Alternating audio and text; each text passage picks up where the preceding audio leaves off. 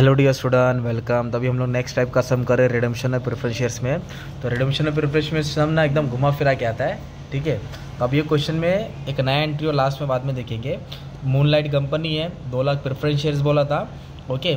और कंपनी का profit and loss में 4.5 लाख रुपये है, ओके। फिर कंपनी ने क्या किया, 5% प्रीमियम में रिडीम कर रहा है, हाँ। फिर कंपनी ने 4 लाख का इक्विटी शेयर बेचा, 2 रुपये प्रीमियम में। इन्वेस्टमेंट बेचा मार्केट प्राइस में, मतलब 1.5 लाख का 1,90,000 में बेचा। और फिर अपनों को एंट्री पास करना है, ओके। तो सबसे पहले अपनों को फर्स्ट एंट्री याद करना है, ड्यू की एंट्री। किसकी एंट्री? ये ड्यू है ना अपना, और ये CRR क्या है? ये क्या है? प्रीमियम। ये क्या है? Payment, okay. तो सबसे पहले ड्यू बोलो, redemption of preference shares, redemption of preference share, premium on redemption of preference shares premium on redemption to preference share holder. इसका मतलब होता है कि कंपनी क्या कर रही है, शेयर्स अपना ले रही है और पैसा दे रही है, वो भी प्रीमियम में। तो कितना अमाउंट है प्रेफरेंस शेयर का? 2 लाख। और प्रीमियम कितना परसेंट बोला? 5%। तो 2 लाख पे है ना, 2 लाख को डेबिट करेंगे रिडेम्पशन ऑफ प्रेफरेंस शेयर, उस पर प्रीमियम दे रहे, क्या दे रहे? प्रीमियम। तो कितना परसेंट बोला? 5%। तो 2 लाख पे 5% कितना आएगा? 10,000 आएगा। तो टोटल कितना देने का? 2,10,000। तो किसको देने का? Preference share holder. इसको क्रेडिट करेंगे, redemption of preference share, premium on redemption of preference share to preference share holder, simple.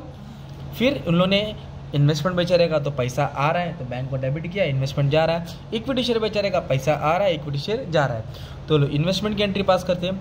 Market price में बेचा, किस में बेचा? Market price. 1.5 लाख का इन्वेस्टमेंट 1,90,000 में बेचा। तो इन्वेस्टमेंट था 1.5 लाख का, बेचा 1,90,000, तो 40,000 फायदा हो गया। तो एक सम का था, उसमें लॉस हुआ था, तो PNL डेबिट हुआ था। अब फायदा हो गया तो प्रॉफिट लॉस किधर आएगा? नीचे, टू प्रॉफिट लॉस। तो 1.5 लाख का इन्वेस्टमेंट था, तो इन्वेस्टमेंट गया ना अपने पास से, तो क्या आया अपने पास? पैसा आया। तो पैसा कितना? 1,90,000 आया। कितना आया? 1,90,000। तो 40,000 क्या हो गया तुम्हारा? फायदा हो गया। 40,000 क्या हो गया तुम्हारा? फायदा। तो जो भी फायदा होएगा, प्रॉफिट होएगा, प्रॉफिट एंड लॉस में लिख देंगे क्रेडिट साइड, सिंपल। फिर लोगों ने इक्विटी शेयर बेचा, 4,000 शेयर बेचा, 10 के हिसाब से 2 रुपया प्रीमियम। तो शेयर जाएगा, पैसा आएगा। तो पैसा आ रहा है, शेयर जा रहा है। कितना शेयर बेचा? 4,000। एक शेयर कितने का? 10 का। तो 40,000 आया ना इक्विटी शेयर से, और उसके पर प्रीमियम आ रहा है, तो इधर लिखेंगे सिक्योरिटी प्रीमियम। क्या लिखेंगे? Security credit. टू बोले तो क्रेडिट। तो 4,000 शेयर था, प्रीमियम कितना लिया? 2 रुपया। 4,000 शेयर था, प्रीमियम कितना लिया? 2। तो कितना रुपया अपने पास? 8 रुपया। तो टोटल कितना रुपया आ रहा है? 48,000 आ रहा है, सिंपल। तो भी अपन CRR कहाँ से क्रिएट करेंगे? CRR क्रिएट करेंगे प्रॉफिट एंड लॉस से। कहाँ से? Profit and loss. तो घर में 4.5 लाख है, तो पूरा 4.5 लाख नहीं क्रिएट करेंगे। अभी अपने को फॉर्मूला डाल के सॉल्व करना पड़ेगा। कैपिटल रिडेम्पशन रिजर्व है ना, तो नॉमिनल वैल्यू प्रेफरेंस शेयर अपनों को मेन मुद्दल कितना देने का था? 2 लाख। प्रेफरेंस शेयर का कितना अमाउंट था? 2 लाख। 2 लाख। प्रेफरेंस शेयर का कितना अमाउंट था? 2 लाख। 2 लाख था रिडेम्पशन के लिए। इक्विटी से कितना है? 40,000। इक्विटी से कितना है? 40। प्रीमियम नहीं लेने का, फ्रेश इक्विटी से 40,000। तो 2 लाख देने का था, 40 का बंदोबस्त हो गया। तो बचा कितना? 1,60,000। तो CRR कितना क्रिएट होगा? 1,60,000। कैपिटल रिडेम्पशन रिजर्व क्रेडिट मिलेगा। CRR कहाँ से क्रिएट करेंगे? या तो जनरल रिजर्व या तो प्रॉफिट एंड लॉस। तो हमारे तिजोरी में प्रॉफिट एंड लॉस है, घर में 4.5 लाख है, तो पूरा 4.5 लाख की जरूरत नहीं है। जरूरत कितना है? 1,60,000 की। तो कैपिटल रिडेम्पशन कहाँ से क्रिएट किया?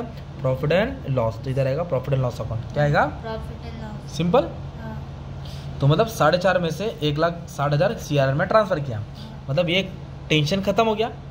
अभी प्रीमियम कितना देने का? 10,000। प्रीमियम कितना देने का? 10। तो डेबिट है तो किधर आएगा? क्रेडिट में। डेबिट है तो क्रेडिट, क्रेडिट में आएगा। और प्रीमियम भी कहाँ से देंगे? Profit and loss. कहाँ से देंगे? Profit and loss, profit and loss है, profit and loss to premium on redemption. ये उठा के डायरेक्ट इधर लिखने का 2 में, और ये कहाँ से दिया? प्रॉफिट एंड लॉस से, सिंपल। अभी पेमेंट किसको करने का है? प्रेफरेंस होल्डर्स को। तो प्रेफरेंस होल्डर को पेमेंट करेंगे तो पैसा जा रहा है, इधर पैसा आया तो बैंक डेबिट हुआ, पेमेंट में पैसा ज़्यादा है, इसलिए बैंक को क्या करेंगे? क्रेडिट। क्रेडिट। ये क्रेडिट है ना प्रेफरेंस होल्डर, इधर डेबिट करेंगे। प्रेफरेंस होल्डर क्या लिखेंगे? इधर प्रेफरेंस शेयर होल्डर। क्या लिखेंगे? Preference share holder. हम लोग क्या करते थे? 2,10,000 अमाउंट लिखते थे दोनों जगह ना।